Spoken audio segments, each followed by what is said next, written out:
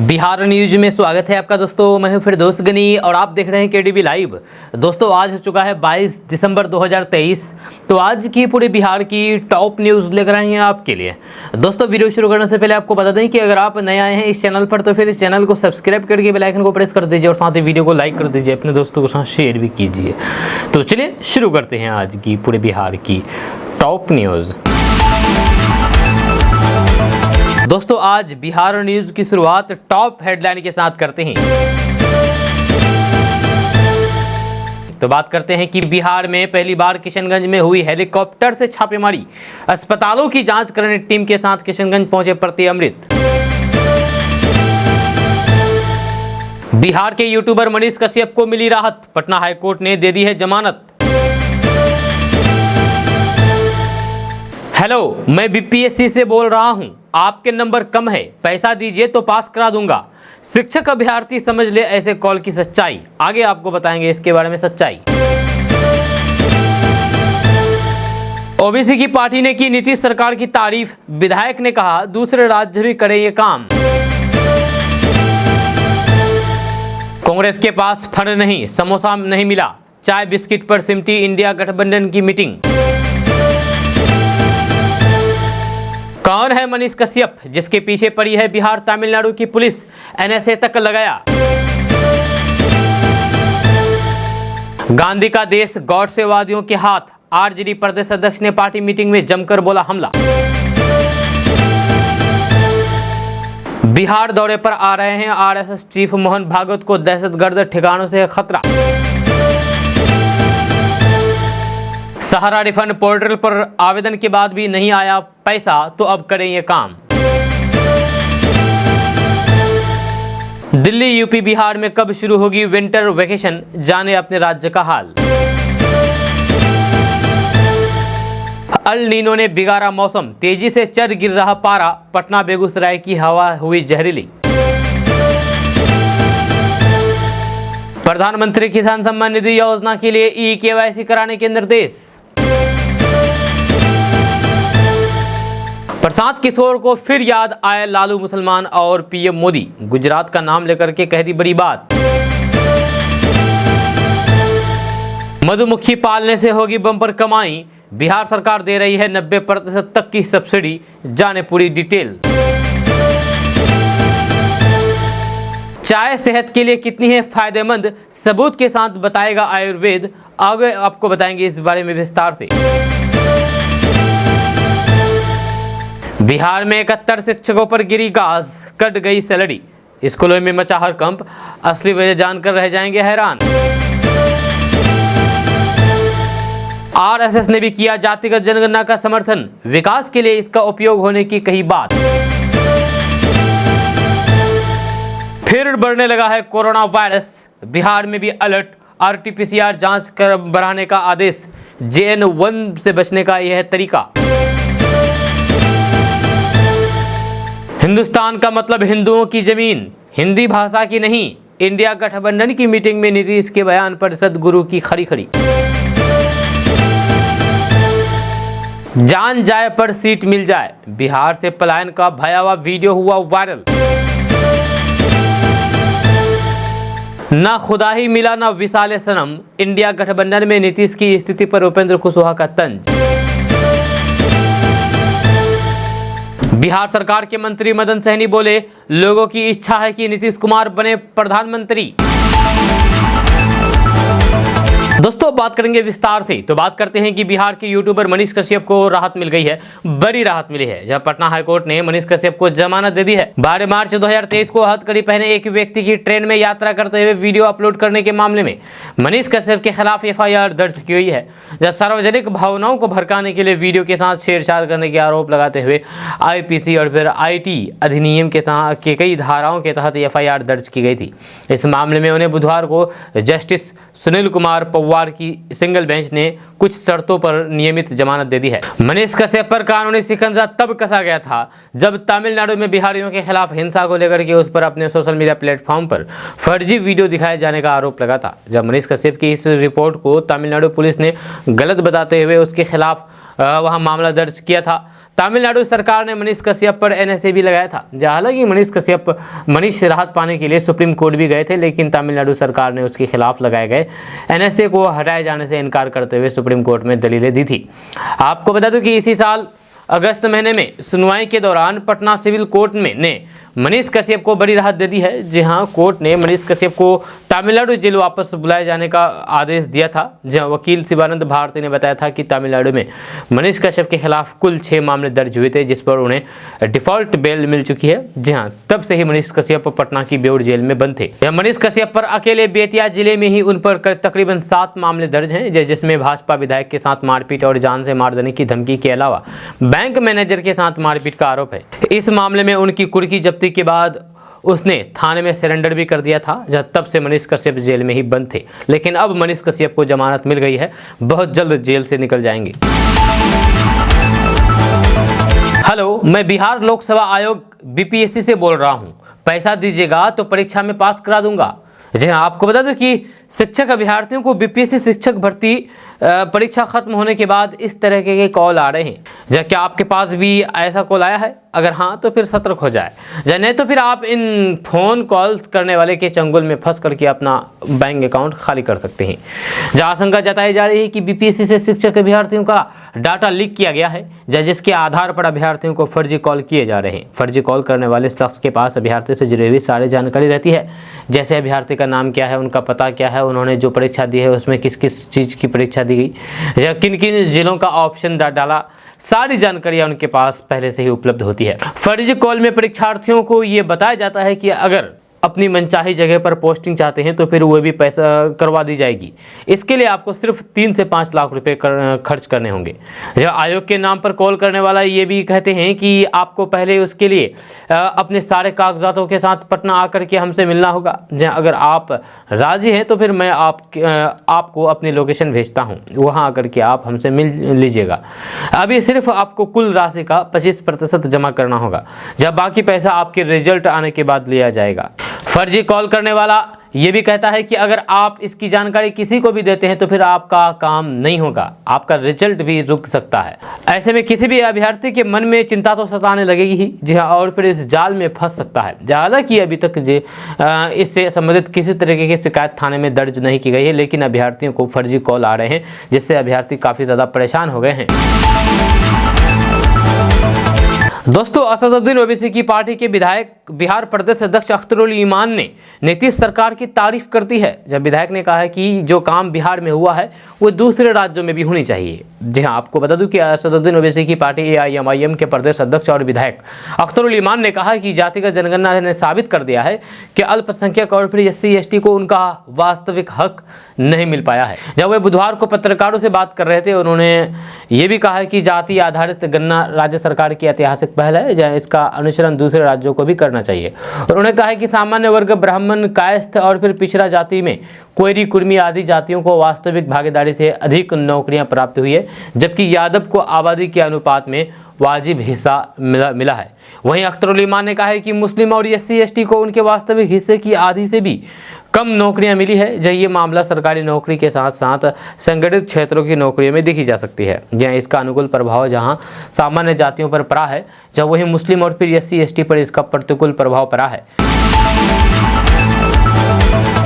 दोस्तों, इंडिया गठबंधन की बैठक में बिहार के मुख्यमंत्री नीतीश कुमार को संयोजक नहीं बनाए जाने से जेडीयू ही नहीं बल्कि लालू प्रसाद भी नाराज हैं। जहां जेडीयू ने अगली रणनीति तय करने के लिए 29 दिसंबर को राष्ट्रीय कार्यकारिणी की बैठक बुलाई है। वहीं बिहार में इंडिया गठबंधन में टूट को लेकर के कयासों का बाजार गर्म हो उठा है। जहाँ दरअसल जेडीयू में अब दबी जुबान में कहा जाने लगा है कि नीतीश कुमार नहीं तो फिर मोदी ही सही। जाहिर है, नीतीश कुमार को कोई पद नहीं मिलने से लालू प्रसाद को एक तरफ बिहार की सत्ता खोने का डर सताने लगा है, तो फिर वहीं बेटे तेजस्वी यादव के लिए सीएम की कुर्सी की राह जल्दी पूरी होने की बजाय दूर होती दिख रही है। लालू प्रसाद की मंशा क्षेत्रीय दल और कांग्रेस को एकजुट करने के लिए यह प्रस्ताव पारित करने की थी कि लोकसभा चुनाव के बाद जिस नेता के पक्ष में ज्यादा सांसद होंगे उन्हीं पीएम बनाया जाएगा। लालू प्रसाद क्षेत्रीय दल और कांग्रेस के बीच में सामंजस्य बैठाने के लिए संयोजक पद पर नीतीश कुमार को बैठाना चाह रहे थे, जिसमें क्षेत्रीय दल और फिर कांग्रेस के बीच बेहतर तालमेल रहे। वहीं क्षेत्रीय दल चुनाव में बेहतर तरीके से बीजेपी को चुनौती पेश कर सके। लालू प्रसाद यादव की सोच थी कि नीतीश कुमार विपक्षी दलों के गठबंधन के सूत्रधार रहे हैं, जहां इसीलिए उन्हें संयोजक पद मिल जाना चाहिए। जब वही चुनाव के बाद जीते हुए सांसद जिसे पीएम चुनना चाहे उसे पीएम के लिए स्वतंत्र होकर के चुनाव करे। लेकिन लालू प्रसाद का ये दाव अरविंद केजरीवाल और ममता बनर्जी ने मिलकर के फेल कर दिया है और लालू प्रसाद अपने मंसूबे में नाकामयाब रहे। आपको बता दूं कि लालू प्रसाद यादव एक तीर से कई निशाने साधने के प्रयास में थे। नीतीश कुमार को संयोजक बनाकर के लालू प्रसाद एक तरफ अपने बेटे तेजस्वी यादव को सीएम बनाना चाह रहे थे, तो फिर वहीं बिहार और आसपास के राज्यों में कुर्मी मतदाताओं को उत्साहित करके बिहारी पीएम की आवाज़ बुलंद करना चाह रहे थे। दरअसल लालू प्रसाद बिहार और फिर आसपास के राज्यों में ज़्यादा से ज़्यादा सीटें जीत करके बीजेपी को मैक्सिमम डैमेज पहुंचाना चाह रहे थे। वही बिहार में बिहारी पीएम बनाने के नाम पर बीजेपी को उखाड़ फेंकने की चाहत को पुख्ता करना चाह रहे थे। हमारा देश हिंदुस्तान है तो हम सबको हिंदी आनी चाहिए, हम सबको हिंदी की समझ होनी चाहिए। यह कहना मेरा नहीं है बल्कि बिहार के मुख्यमंत्री नीतीश कुमार का है। जी हाँ, आपको बता दूं कि राष्ट्रीय भाषा के प्रबल समर्थक बिहार के मुख्यमंत्री नीतीश कुमार ने INDIA यानी कि इंडिया की बैठक में भी हिंदी का पक्ष लिया और अपने संबोधन को अंग्रेजी में अनुवाद करने से मना कर दिया। साथ ही सीएम नीतीश कुमार ने दक्षिण भारत के नेताओं को नसीहत दी है कि हमारा देश हिंदुस्तान है तो हम सबको हिंदी की जानकारी तो भी होनी ही चाहिए। मुख्यमंत्री नीतीश कुमार की आपत्ति के बाद उनके भाषण का अनुवाद नहीं किया जा सका। बात मंगलवार की उस वक्त की है जब दिल्ली में संयुक्त विपक्ष की बैठक हो रही थी। अपनी बारी के दौरान नीतीश कुमार ने हिंदी में बोलना शुरू किया तो द्रमुक नेता TR बालू ने राजद नेता एवं राज्यसभा सदस्य मनोज कुमार झा से अंग्रेजी में अनुवाद का आग्रह किया। इस पर मनोज झा ने संबोधन के बीच में ही नीतीश कुमार से इजाजत मांगी। जब बैठक में शामिल सूत्रों का कहना है कि मनोज झा के इस आग्रह पर नीतीश कुमार ने सख्त आपत्ति जताई और कहा कि हिंदी हमारे देश की राष्ट्रभाषा एवं आम जन की भाषा है, इसलिए हिंदुस्तान के प्रत्येक निवासी को हिंदी की जानकारी और समझ होनी चाहिए। उन्होंने ब्रिटिश काल और आज़ादी की लड़ाई का जिक्र करते हुए कहा कि उस समय भी हिंदी की उपेक्षा करके हम लोगों पर अंग्रेजी थोपने का प्रयास किया जा रहा था, किंतु हमारे स्वतंत्रता सेनानियों ने इसका विरोध किया था। जब नीतीश कुमार ने कहा कि वे सरल हिंदी में अपनी बात रख रहे हैं, फिर भी कुछ लोगों को समझ में दिक्कत हो रही है। दोस्तों, आपका इसके बारे में क्या कहना है? नीतीश कुमार ने जो कहा सच कहा या फिर गलत? हिंदुस्तान में जितने भी लोग हैं सबको हिंदी आनी चाहिए या नहीं आनी चाहिए? नीचे कमेंट बॉक्स में कमेंट करके जरूर बताइएगा। आपके कमेंट का हम इंतजार करते हैं और पढ़ते हैं, क्योंकि आपके कमेंट बहुत ही महत्वपूर्ण होता है। आप बिहार के अलग अलग क्षेत्र अलग अलग जगह से हैं और कमेंट करते हैं अलग अलग जगह से, तो फिर उसका आपका राय भी मालूम चलता है कि बिहार में बिहार के लोग क्या सोचते हैं, बिहार के लोगों की आखिर सोच क्या है। तो आप कमेंट करके बताइए कि सीएम नीतीश कुमार ने जो कहा कि सब हिंदुस्तान में जितने भी लोग हैं सभी को हिंदी की समझ होनी चाहिए या नहीं? नीचे कमेंट बॉक्स में आप कमेंट करके बताइए। दोस्तों, बिहार के डिप्टी सीएम तेजस्वी यादव ने केंद्र सरकार पर हमला बोला है। तेजस्वी यादव ने कहा है कि संसद को खामोश कर लीजिए, लेकिन सड़कों पर उबाल आएगा और आप संभल नहीं पाएंगे। जब दलितों, पिछड़ों और गरीबों ने बाबा साहेब के विचारों का आत्मसात कर लिया है, जहां अब हकमारी नहीं चलेगी। बुधवार को बयान जारी करके तेजस्वी यादव ने RSS द्वारा जातिगत जनगणना को लेकर की गई टिप्पणी को खतरनाक बताया है। उन्होंने इससे संबंधित प्रकाशित खबर पर भी बयान के साथ जारी किया है, जिसमें जातिगत जनगणना को देश की एकता के लिए नुकसानदायक बताया गया था। तेजस्वी यादव ने कहा कि RSS द्वारा जातिगत जनगणना पर की गई खतरनाक टिप्पणी एक बार फिर से साबित कर गई है कि RSS और भाजपा SC/ST OBC वर्गों के प्रति अपनी नकारात्मक वैचारिक मानसिकता को त्याग नहीं सकते। उन्होंने कहा कि सामाजिक आर्थिक असमानता को दूर करने एवं विकास में पिछड़ों, अति पिछड़ों और दलित समुदाय की व्यापक भागीदारी सुनिश्चित करने के लिए जातिगत जनगणना के वैज्ञानिक आंकड़े प्राणवायु काम करेंगे। उन्होंने सवाल किया है कि क्या RSS अपने संगठन की विशिष्ट जाति केंद्रित व्यवस्था पूरी देश में चाहते हैं? दरअसल बिहार में जातिगत जनगणना की रिपोर्ट जारी होने के बाद अब महाराष्ट्र में इसकी मांग जोर पकड़ रही है। जो OBC और फिर मराठा आरक्षण के मुद्दे के बीच अब ये मुद्दा भी जोर पकड़ने लगा है। वहीं राष्ट्रीय स्वयंसेवक संघ यानी कि RSS ने जातीय जनगणना पर एक अलग रुख अपनाया है। RSS ने बीजेपी और शिंदे गुट के विधायकों और फिर मंत्रियों के लिए एक बौद्धिक वर्ग का आयोजन किया था, जहाँ संघ के विदर्भ सरसंघचालक ने ये आयोजन किया था। लेकिन वहीं पर आपको बता दूं कि RSS का जो प्रमुख है मोहन भागवत, उन्होंने जातिगत जनगणना को लेकर के अलग बयान दिया है। उन्होंने क्या कुछ कहा है हम आगे बताएंगे आपको इसी वीडियो में। कांग्रेस के पास फंड नहीं है, समोसा भी नहीं मिला, चाय बिस्कुट पर ही ये जो इंडिया की गठबंधन हुई वह सिमट गई। जी हाँ, ये कहना मेरा नहीं है, किसका है हम आपको अभी आगे बताएंगे। दरअसल बात करते हैं कि आगामी लोकसभा चुनाव में बीजेपी को टक्कर देने के लिए बने विपक्षी इंडिया गठबंधन की चौथी बैठक की देश की राजधानी दिल्ली में हुई। जी हाँ, मंगलवार को यह बैठक हुई है। इंडिया गठबंधन की इस बैठक को लेकर के विपक्ष जोरदार हमला बोल रहे हैं। इस बीच जेडीयू के बागी सांसद सुनील कुमार पिंटू ने भी इंडिया गठबंधन की बैठक को लेकर के तंज कसा है। उन्होंने कहा कि पहले मीटिंग में समोसा मिलता था, इस बार सिर्फ चाय बिस्किट पर ही हुआ है, जहां समोसा भी नहीं मिला है क्योंकि कांग्रेस के पास फंड ही नहीं है। न्यूज एजेंसी एएनआई के साथ बातचीत करने के दौरान सुनील कुमार पिंटू ने कहा कि पहले मीटिंग यानी कि इंडिया गठबंधन में समोसा मिलता था, लेकिन इस बार सिर्फ चाय बिस्कुट हुआ। उन्होंने ये भी कहा कि अभी कांग्रेस ने खुद कह रखा है कि फंड की कमी है, लोग उन्हें डोनेट करें। जेडीयू के बागी सांसद सुनील कुमार पिंटू ने बताया है कि कल जो इंडिया गठबंधन की बैठक हुई उसमें सभी विपक्षी नेताओं को किसी ठोस नतीजे की उम्मीद थी, लेकिन ऐसा नहीं हुआ है।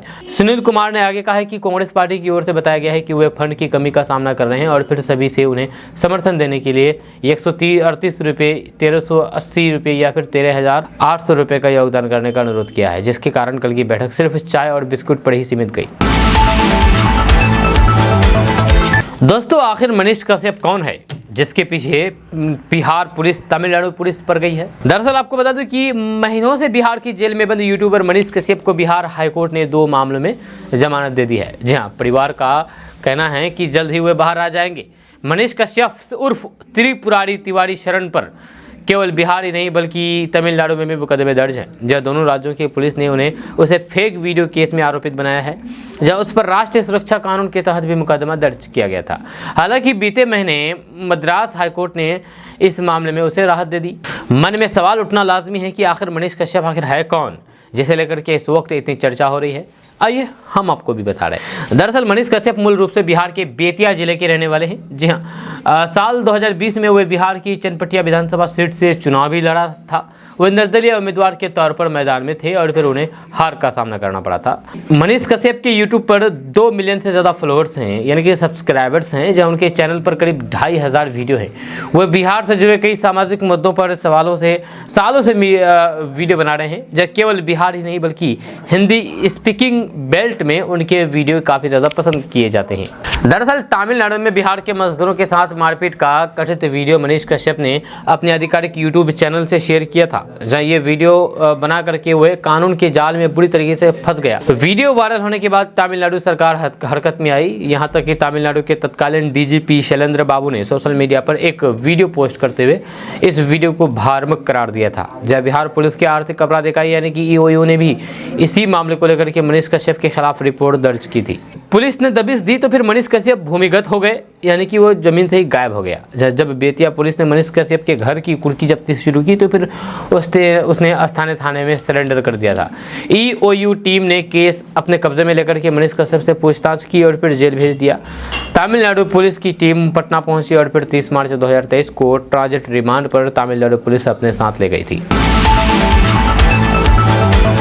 दोस्तों, कल राजद की बैठक हुई। इस बैठक में बिहार प्रदेश अध्यक्ष यानी कि आरजेडी के बिहार प्रदेश अध्यक्ष ने ऐसी बात कह दी है जिसको लेकर के हंगामा मच गया है। उन्होंने कहा है कि गोडसे के हाथों में गांधी का देश है। बता दो कि कार्यक्रम में प्रदेश अध्यक्ष जगदानंद सिंह उपस्थित थे। बैठक को संबोधित करते हुए जगदानंद सिंह ने कहा है कि देश नफरत फैलाने वालों के हाथों में चला गया है। उन्होंने कहा है कि उन्माद तथा सांप्रदायिक सोच वाले देश की सुरक्षा के साथ खिलवाड़ कर रहे हैं।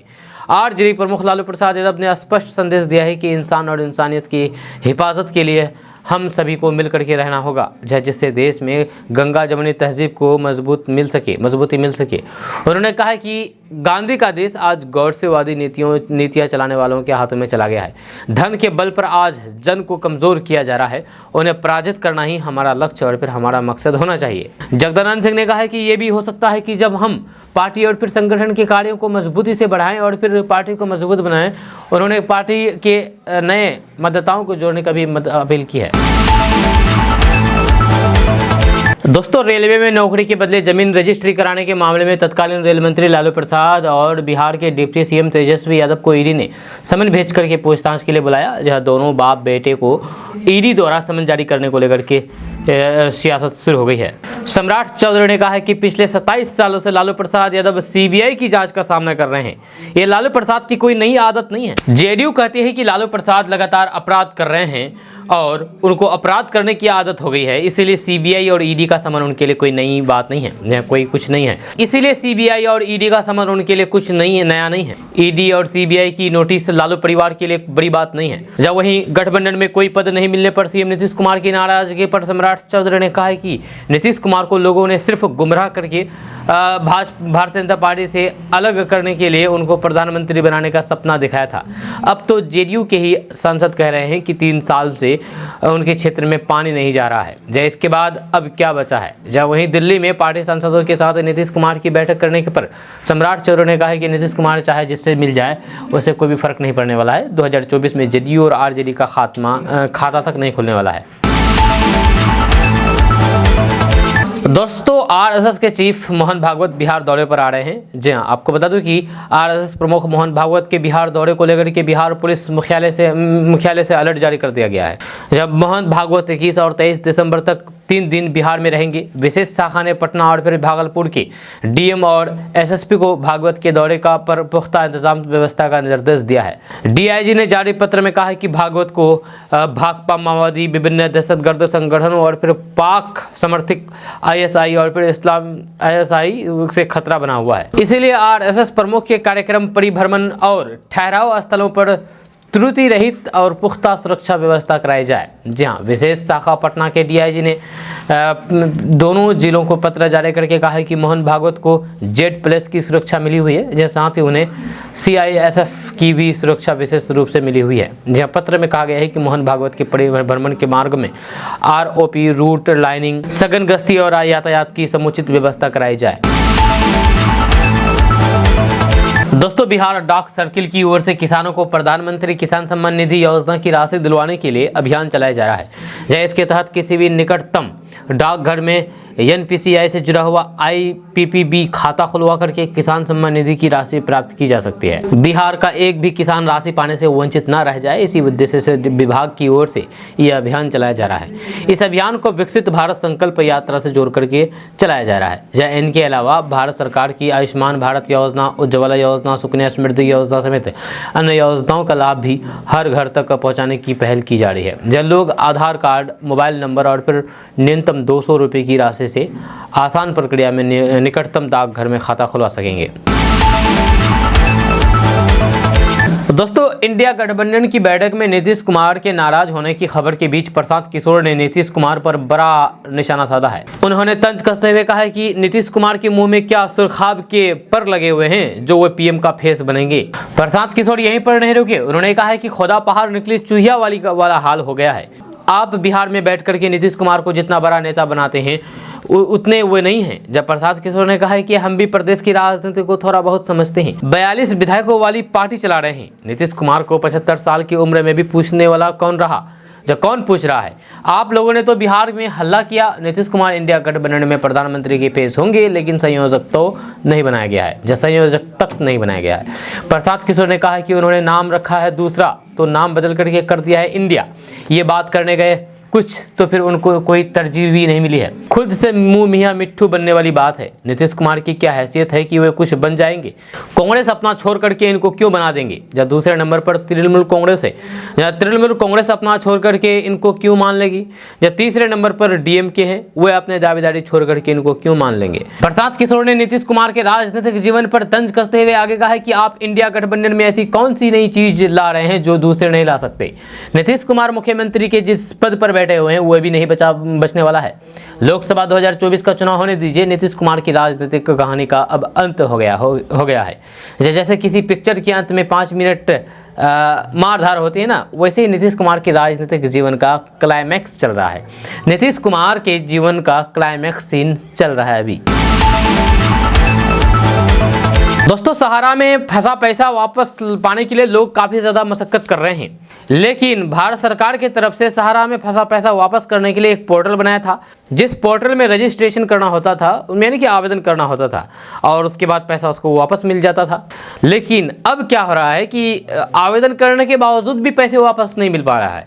जी हाँ, बहुत सारे लोग परेशान हैं कि आखिर आवेदन कर दिए हैं, महीना बीत गया है, फिर भी पैसे वापस नहीं हो रहा है, आखिर कारण क्या है, तो हम आपको भी बताएंगे इसमें। आपको बता दें कि सहारा में फंसे पैसे की रिफंड का इंतजार करने वाले आवेदकों के लिए बड़ी खबर है। अगर आपका पैसा आवेदन करने के 45 दिन बाद भी नहीं आया तो फिर आपको फिर से सहारा पोर्टल में आवेदन करना होगा। अब 19,999 रुपए तक के लिए आवेदन कर सकते हैं। जब पोर्टल पर दी गई सूचना में कहा गया है कि हम वर्तमान में 19,999 रुपए तक के दावे के लिए रीसबमिशन स्वीकार कर रहे हैं। दोस्तों उत्तर भारत और मध्य भारत के कई राज्यों में पारा 5 से 6 डिग्री और फिर उससे कम रिकॉर्ड किया जाने लगा है। धुंध के साथ ही ठंड हवाओं के बीच खुद को सर्दी से बचना मुश्किल होता जा रहा है। जी हाँ, आपको बता दूं कि छोटे बच्चों के लिए सुबह स्कूल जाना किसी टास्क से कम नहीं है। जी हाँ, बच्चों और फिर शिक्षकों से लेकर के अभिभावक तक विंटर वेकेशन 2023 की घोषणा का इंतजार कर रहे हैं। जब कई राज्यों ने सर्दी की छुट्टी घोषित कर दी है, जब वहीं कुछ राज्यों में अभी भी इसको लेकर के कोई इन्फॉर्मेशन नहीं है। इस साल दिल्ली में प्रदूषण की वजह से नवंबर में ही विंटर वेकेशन घोषित कर दी गई थी। इस वजह से दिल्ली में विंटर वेकेशन में कटौती की जाएगी। आपको बता दो कि बिहार सरकार का शिक्षा विभाग 2024 की छुट्टी का कैलेंडर जारी कर चुका है, लेकिन इस राज्य में फिलहाल सर्दी की छुट्टियों की कोई घोषणा नहीं की गई है। लेकिन पिछले कुछ सालों के आंकड़े पर नजर डालें तो फिर बिहार के स्कूलों में 26 दिसंबर से 6 जनवरी तक शीतकालीन अवकाश रहा था, जहाँ इस साल 25 दिसंबर यानी कि क्रिसमस का त्यौहार सोमवार को मनाया जाएगा। ज़्यादातर स्कूल 23 दिसंबर से 25 दिसंबर 2023 तक बंद रहेंगे। इस लॉन्ग वीकेंड में स्टूडेंट घर में रह करके आगामी परीक्षा की तैयारी कर सकते हैं। इसके बाद 30 से 31 दिसंबर 2023 को वीकेंड की छुट्टी भी रहेगी।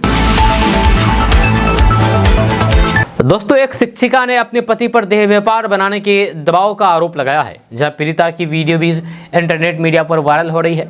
जहां पीड़िता की शिकायत पर सिविल लाइन थाना पुलिस ने मुकदमा दर्ज करके जांच शुरू कर दी है।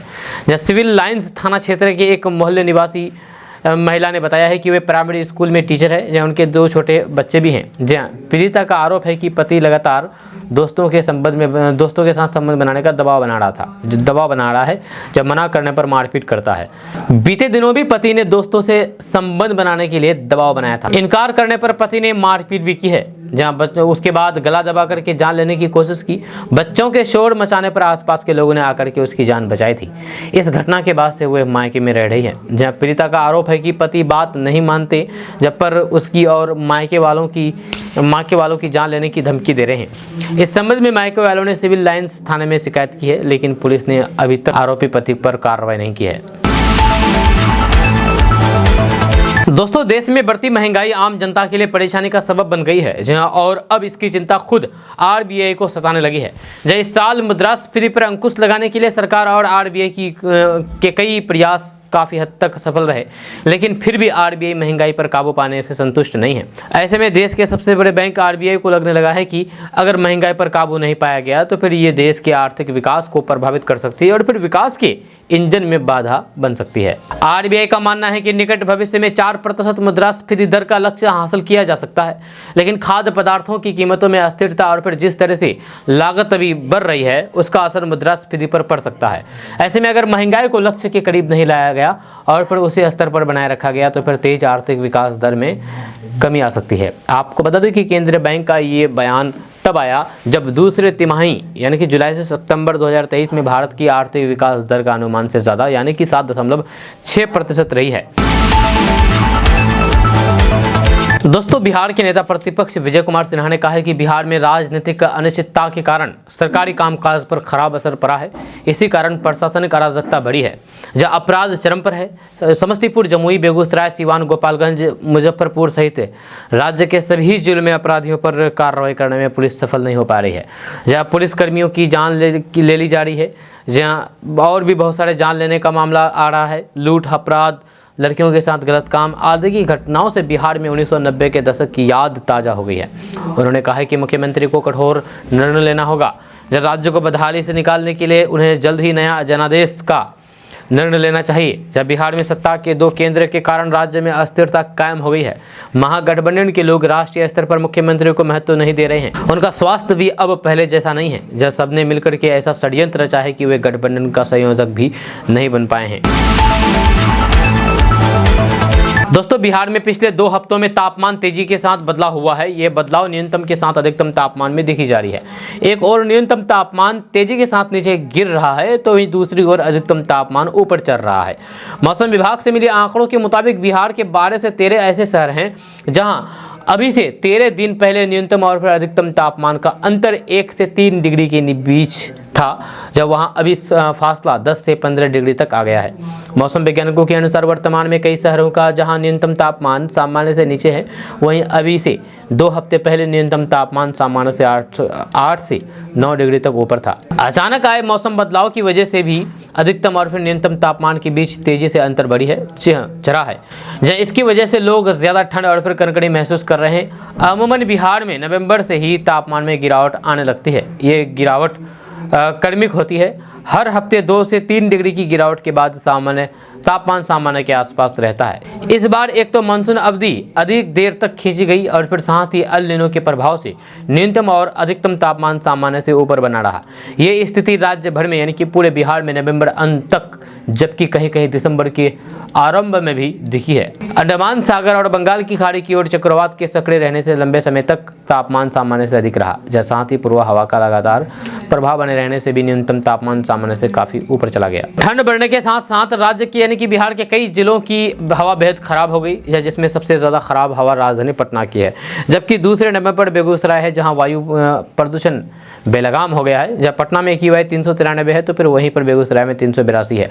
इसके अलावा कटिहार, भागलपुर, गया और आरा वायु सूचकांक 300 के पार दर्ज किया गया है। दोस्तों, विपक्षी दल के इंडिया गठबंधन ब्लॉक की दिल्ली में हुई बैठक के बाद बिहार के मुख्यमंत्री नीतीश कुमार तो तगड़ा झटका लगा है। मुख्यमंत्री नीतीश कुमार को झटका लगा है। जब प्रधानमंत्री बनने की इच्छा में नीतीश कुमार ने जिस विपक्षी गठबंधन की नींव रखी थी, उसमें कांग्रेस के राष्ट्रीय अध्यक्ष मल्लिकार्जुन खड़गे को अहमियत मिल रही है।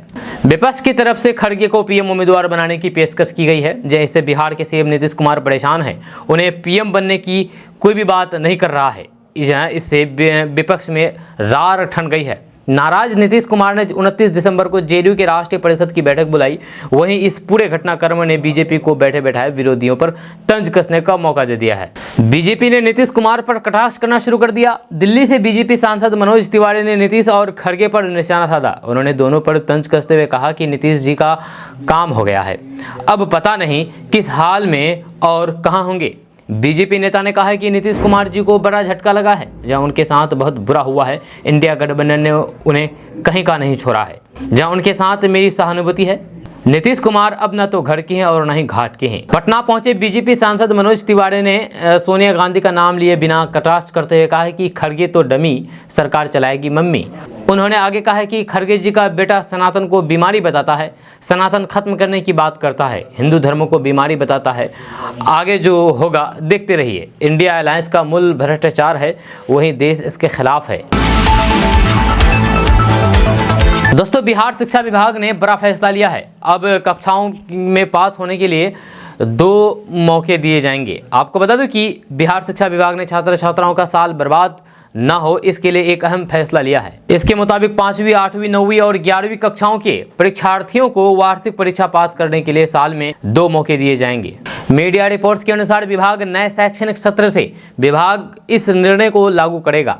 मीडिया रिपोर्ट्स में इस बारे में कहा गया है कि अगर निर्धारित कक्षाओं में पढ़ाने वाले छात्र छात्रा साल के अंत में होने वाले एनुअल एग्जाम में फेल हो जाते हैं, तो फिर ऐसे में स्टूडेंट का साल बर्बाद होने से बचाने के लिए विभाग उन्हें फिर मौका देगी। इसके लिए उन्हें असफल स्टूडेंट के लिए 2 महीने की स्पेशल क्लास दी जाएगी।